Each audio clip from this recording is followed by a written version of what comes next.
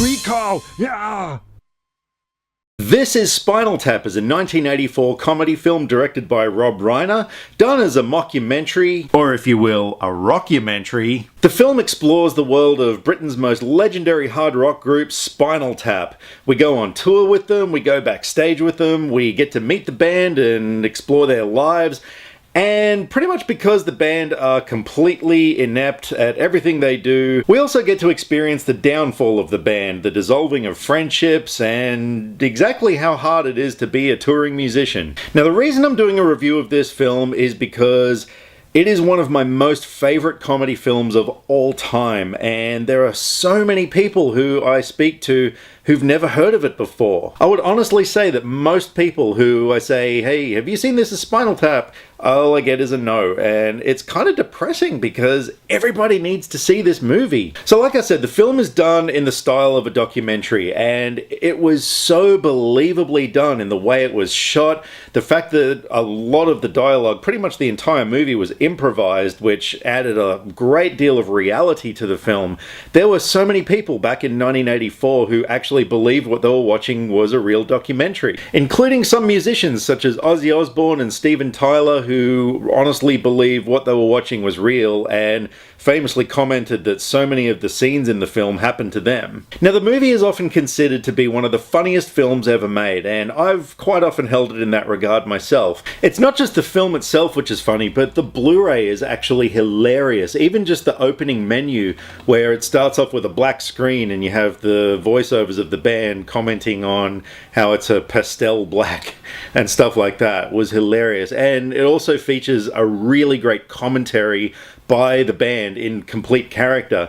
Now, when I say in character, the three main band members, played by Christopher Guest, Michael McKean, and Harry Shearer, were actually American actors, but they put on nearly flawless British accents as this band from England. And those names might sound familiar to you, particularly Harry Shearer if you're a Simpsons fan, because he went on to voice several characters in The Simpsons, and The Simpsons even featured an episode featuring Spinal Tap on the show. So despite the fact that a lot of people haven't heard of this movie, it really had a significant impact on pop culture. I mean, anytime you've ever heard somebody comment that something goes to 11, or if you've ever heard the phrase, "Hello Cleveland," that's all from this movie. It really left such an impression on pop culture, and I mean, so many bands quote Spinal Tap to this day. I mean, Metallica's Black Album, that album cover was significantly influenced by a scene from the film which featured a very similar all-black cover. If you want evidence as to how much this movie has impacted pop culture, just have a look on IMDb. It is the only movie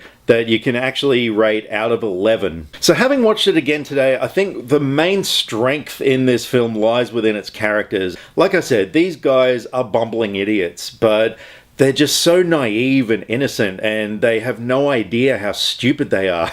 And just watching them trying to deal with life situations, you know, that sort of thing, it's so hilarious. Aside from all that, the film features some really great catchy rock songs that were all played by the band themselves. Aside from being hilariously funny, things like Tonight I'm Gonna Rock You Tonight and Sex Farm, they're all really catchy songs, but the three main actors actually played all the instruments themselves and sang the songs. They wrote the songs. It was all them. And in subsequent years after the film was released, they went on tour as Spinal Tap. If you have a look on YouTube, there are entire Spinal Tap shows on there. They actually turned this fictitious band into a real band in a way, and did release a few albums, that sort of thing. So it was kind of this life imitating art in a way. And I mean, all the stage performances that they did and everything featured some hilarious stuff going on, which mimicked the things in the movie. A lot of their stage shows in the film, you know, things went really wrong in quite hilarious ways, and that carried on into their actual performances. I was a big fan of the way this film looked as well in its cinematography. I mean, they went for a documentary look, so there was a lot of handheld cameras, but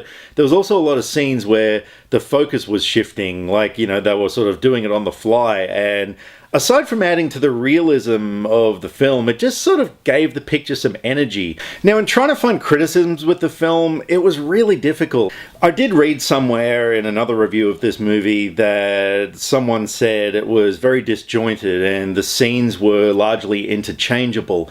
And it's true. You do have, when you're going along with the main story of the film, you'll suddenly cut to an interview of a couple of the band members talking about their childhood growing up, or, there's a lot of musical numbers which are quite funny, that sort of thing.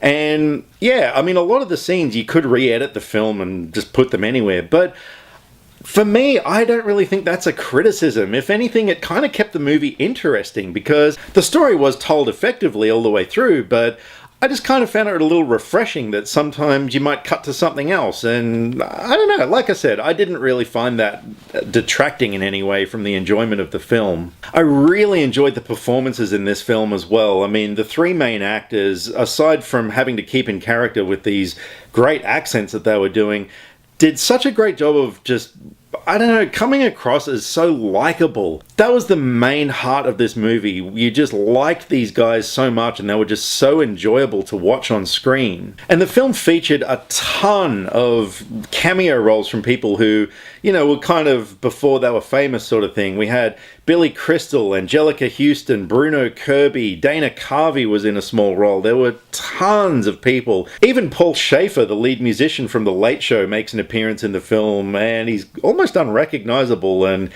yeah, he's looked better. And aside from that, you can just tell how much fun they had making this movie. It comes through the screen and just makes it so much more enjoyable to watch. There's an actor in the film named Tony Hendra who plays Ian Faith, the band's manager, and the night before they started shooting, he actually tried to commit suicide. He was really depressed, and making this movie actually saved his life. It actually, gave him a reason to live and a sense of purpose, and he had so much fun making the film that he's still alive. So here's the thing, if you haven't seen This Is Spinal Tap and you're a fan of movies or music, or if you're a musician, then you need to see this film. I implore you to watch it. At 86 minutes, it's not a long film, but it's really enjoyable. It has a great feel-good ending, fantastic performances, and characters that are just absolutely timeless. I mean, I've seen this movie maybe 20 times, including a screening that I actually managed to see at a cinema, and that was great seeing it on the big screen.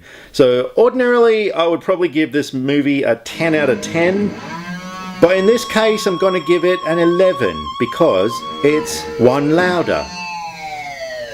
So thank you so much for taking the time to watch my review, and hopefully it's going to inspire a few people to watch the movie because, like I said, everybody needs to see it. And please, if you're a fan of This Is Spinal Tap, let me know what you guys thought about it. Drop me some comments either here or on Facebook. All my social media links are right down there below because I like to talk about movies, and I would love to talk about movies with you. Rock on! Hey you there. Yeah, I'm talking to you. Click subscribe. You see the big word up the top that says subscribe? Well, click on it! Click on it now! Do it! Yeah!